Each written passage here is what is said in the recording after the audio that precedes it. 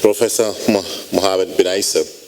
I just want to say thank you very much for giving me another opportunity to come to Assilah.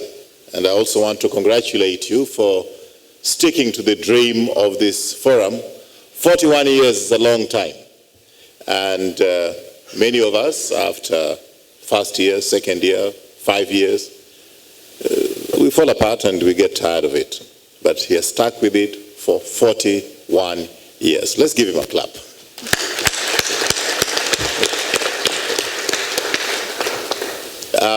Sometimes you require somebody from outside the country to tell you about yourself, because when you are within the country, you have a lot of domestic issues and quarreling about this, quarreling about that.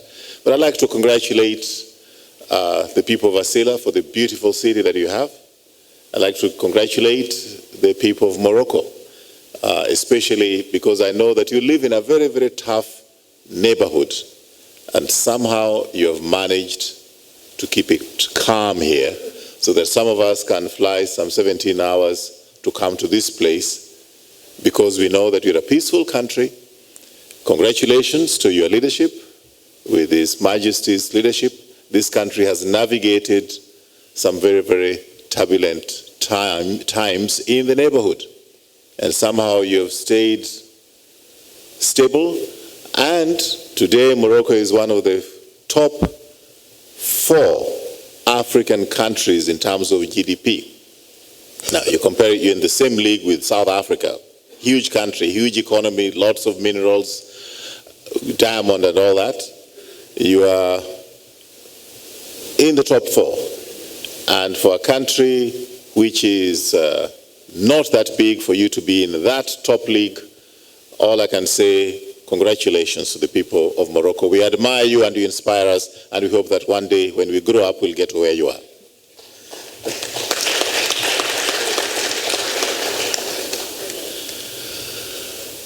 When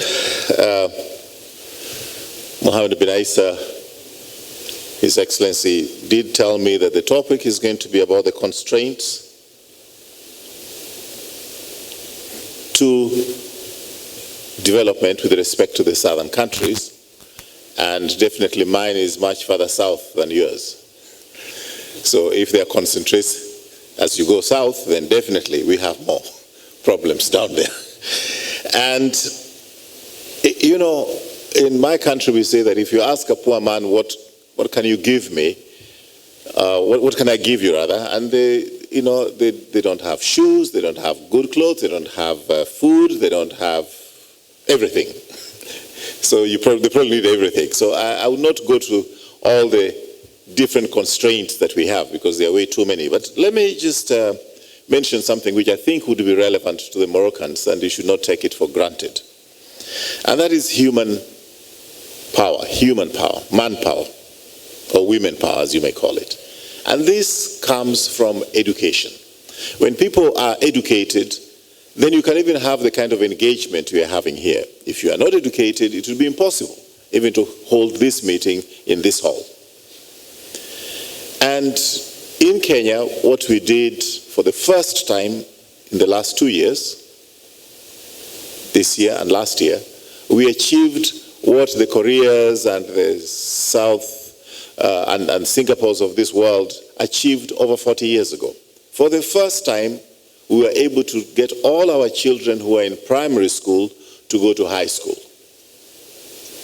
And education is so important in changing everything. In South Korea now, of course, they're talking, we're all carrying some of their gadgets in our pockets, like the telephones. Yet, 1963, 64, when Kenya got independence, South Korea was at the same GDP level with Kenya. Today, we are at a GDP level of about 2,000 per capita GDP. South Korea is over 20,000. Now, one of the things which explain this disparity is that they embraced education very early on as a key driver to development of that country. When people are educated, even today I was listening to my colleague from Oman. Bahrain. You cannot export labor when they're completely illiterate, when they have no portable skills, when they cannot speak language that can enable them to speak with other countries. So education is key, even if you are to export labor. And I think that Moroccans are able to relate to this because you do have a very big international working population. And that is only possible because of the education that you embraced earlier on in your development. We have problems in my part of the world. Transition to high school, for example, in the village that I come from, was 35%. With the portable skills, nurses, engineers, and so forth are in demand all over the world, so that even if they can't get jobs at home, they can fly out. They don't have to drown in the Mediterranean trying to run into Europe or trying to go to some other part of the world. So really, I think that the intervention of education is very, very important for sustainable development, and we all have to be awake to that. Another one which I think I like to address, because I think the issue of health has been addressed by speakers before me, is peace. Without peace, you cannot have development. But even more important, without development, you cannot have peace. We have a young population which is very, very restless. A young population which is communicating in ways that my generation did not communicate. A young population that is glued to the internet, glued to various programs various software like WhatsApp. They're able to see what is happening all over the world. And these young people, I was talking with His Excellency Benaisa, they don't have borders. When they see the restlessness in other countries, it can bring that restlessness in our own countries.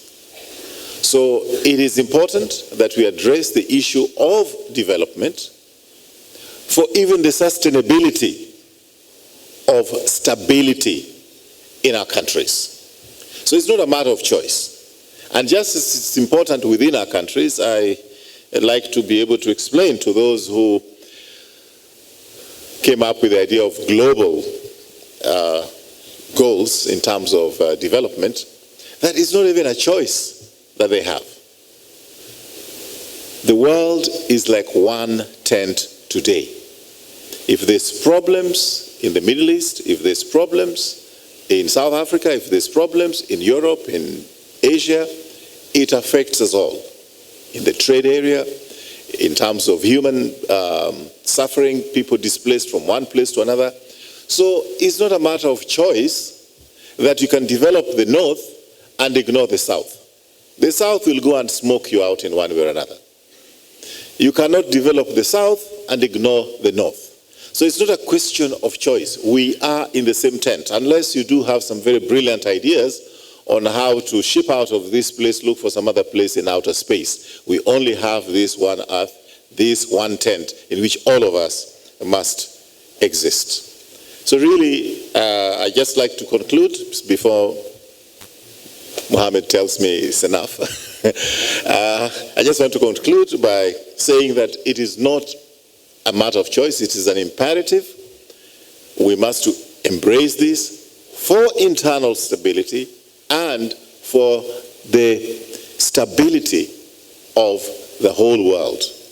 Nobody is an island anymore. Very simple logic. Thank you very much.